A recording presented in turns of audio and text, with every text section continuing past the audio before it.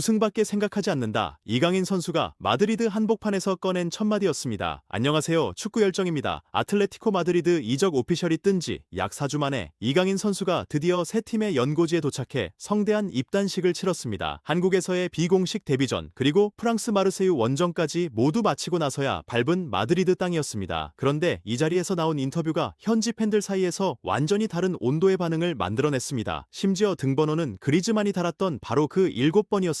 오늘은 이강인 선수의 입단식 현장과 인터뷰 내용 그리고 7번을 물려받은 것에 대한 현지 반응까지 하나하나 분석해보겠습니다. 끝까지 보시면 왜 어떤 팬은 환영하고 어떤 팬은 여전히 고개를 젓는지 그 이유를 정확히 알게 되실 겁니다. 먼저 시간 순서부터 차분하게 정리해보겠습니다. 아틀레티코 마드리드의 공식 발표, 이른바 오피셜은 7월 25일에 나왔습니다. 지금으로부터 거의 4주 전이죠. 그런데 이강인 선수는 곧바로 스페인으로 향하지 않았습니다. 한국에 남아서 프리시즌 투어를 위해 입국하는 아틀레티코 선수단을 기다렸기 때문입니다. 프리시즌이라는 건 쉽게 말해 정규 시즌이 열리기 전에 팀 조직력을 맞추려고 치르는 연습 경기 일정입니다. 그렇게 8월 초 맨체스터 시티를 상대로 비공식 데뷔전이 성사됐습니다. 교체로 들어가 30분을 소화한 한국 땅에서 열린 역사적인 아틀레티코 첫 출전이었습니다. 여러분도 그 장면 기억나시죠? 그런데 여기서 조금 묘한 일정이 이어집니다. 한국을 떠난 뒤 곧장 스페인으로 간 게 아니라 프랑스로 넘어가 마르세유를 상대로 두 번째 프리시즌 경기를 치렀거든요. 새 소속팀의 홈구장은 그때까지도 밟아보지 못한 상황이었습니다. 그리고 마르세유전을 마친 뒤 이제야 정말로 새 팀의 연고지 마드리드에 도착했습니다. 구단은 어젯밤 이강인 선수를 위한 입단식 행사를 성대하게 준비했습니다. 입단식이라는 건 새로 합류한 선수를 팬들 앞에 공식적으로 처음 소개하는 자리를 말합니다. 수많은 팬들의 환영 속에서 이강인 선수는 근본 있는 인터뷰를 남겼습니다. 먼저 자신의 현재 기량에 대한 질문이 나왔습니다. 여기서 이강인 선수는 신중했습니다. 라리가를 떠난 지 3년이 됐기 때문에 지금 당장 수준을 이야기하는 건 어렵다고 답했습니다. 직접 경기장에 들어가 상대와 부딪혀봐야 자신의 수준이 더 좋아졌는지 아니면 비슷한지 알 수 있을 것 같다는 겁니다. 하지만 바로 그 다음 문장에서 온도가 확 올라갑니다. 자신은 이 팀이 우승할 수 있다고 생각하기 때문에 왔고 그래서 머릿속에 있는 건 우승뿐이라고 말했습니다. 팀의 최대한 보탬이 돼서 반드시 우승을 도와야 한다는 각오였습니다. 몸값 이야기도 출전 시간 이야기도 아니었습니다. 목표를 트로피 하나로 딱 잘라 말한 겁니다. 팀 분위기에 대한 이야기도 인상적이었습니다. 합류한 지 열흘 정도 됐는데 다른 무엇보다 열정적이고 가족적인 부분이 크게 느껴진다고 했습니다. 여러 구단을 거쳐왔지만 선수들끼리 코칭 스태프와 그리고 지원 스태프까지 서로를 아끼고 도우면서 팀이 잘 되기를 바라는 그 열정이 다른 팀들과 확실히 다르다는 겁니다. 본인도 빨리 적응해서 좋은 모습으로 팀에 도움이 되도록 노력하겠다고 덧붙였습니다. 그리고 여기서 한국 팬들이 가장 반가워할 이름이 등장합니다. 바로 주장 코케입니다. 현지 진행자가 스페인어로 물었습니다. 코케는 한국에서도 많은 사랑을 받는 선수인데 같은 라커룸을 쓰게 된 기분이 어떠냐는 질문이었죠. 이강인 선수의 답변이 흥미로웠습니다. 영입이 확정되기 전에 주장 코케가 먼저 연락을 해왔다는 겁니다. 정말 좋은 구단이고 네가 오면 너무 좋을 것 같다고 말이죠. 그 연락이 결정을 내리는데 굉장히 긍정적으로 작용했다고 합니다. 그리고 첫날부터 코케뿐 아니라 모든 선수들이 적응을 도와줬고 그래서 선수들과 코칭 스태프에게 감사하다는 말을 전하고 싶다고 했습니다. 코케는 자신이 10살 무렵부터 봐왔던 진짜 레전드이기 때문에 옆에서 배울 부분이 많을 것 같다는 말도 잊지 않았습니다. 한국에서 데뷔전을 치른 것에 대해서도 이야기했습니다. 이적하자마자 한국 팬들 앞에서 데뷔할 수 있었다는 게 자신에게는 매우 특별했고 잊지 못할 하루였다고요. 그러면서 한국에서 아틀레티코 마드리드가 가장 많은 팬을 보유한 팀이 될 수 있도록 더 열심히 하겠다는 포부까지 밝혔습니다. 여기까지만 보면 현지 팬들이 열광할 수밖에 없는 인터뷰입니다. 그런데 문제는 그의 등에 붙은 숫자였습니다. 이강인 선수는 앙투안 그리즈만의 상징적인 등번호 7번을 물려받았습니다. 그래서 마냥 고운 시선만 받지는 못했죠. 진행자도 이 부분을 정면으로 물었습니다. 아틀레티코의 전설이 달았던 7번을 이어받는다는 게 어떤 의미냐고요. 답변은 담담했습니다. 모두가 알고 자신도 잘 알고 있듯 아틀레티코에서 7번은 정말 특별한 번호이고 훌륭한 선수들과 수많은 전설들이 달았던 번호라고 인정했습니다. 하지만 번호 자체에 대해서는 크게 생각하지 않으려 한다고 했습니다. 중요한 건 팀의 보탬이 되고 매일 발전하면서 도움이 되는 선수가 되는 것이고 이 유니폼을 입는 마지막 날까지 그렇게 하겠다는 겁니다. 사실 그리즈만이 워낙 거대한 월드클래스인 건 맞습니다.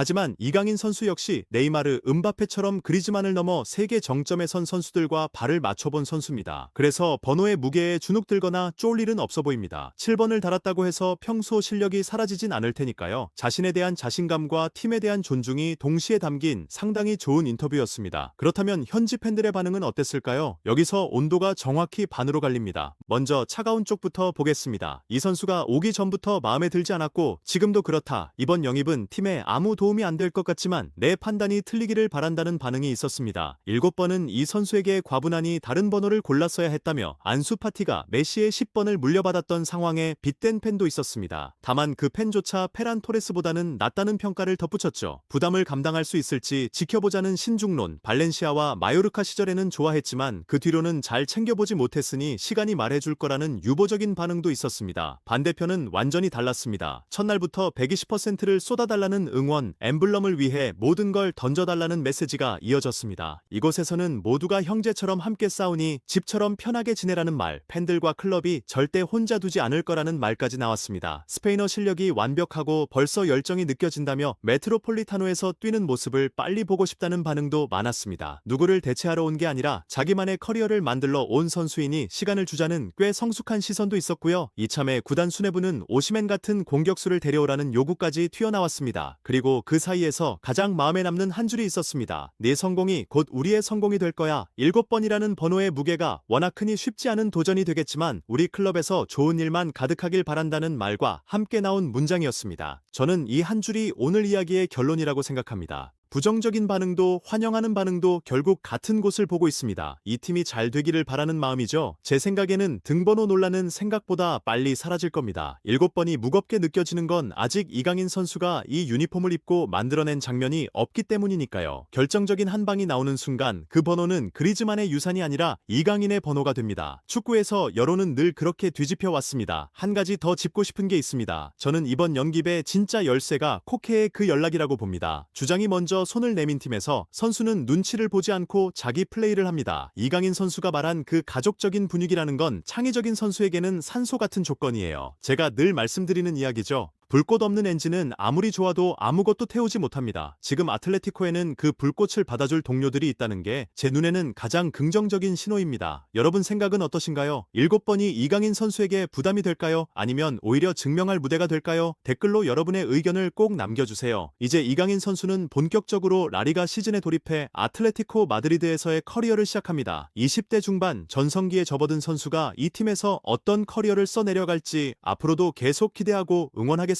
이 분석이 도움이 되셨다면 구독과 좋아요 그리고 알림 설정까지 부탁드립니다. 다음 영상에서는 이강인 선수의 라리가 데뷔 전 전망을 다뤄보겠습니다. 오늘 영상은 여기까지입니다. 축구 열정이었습니다.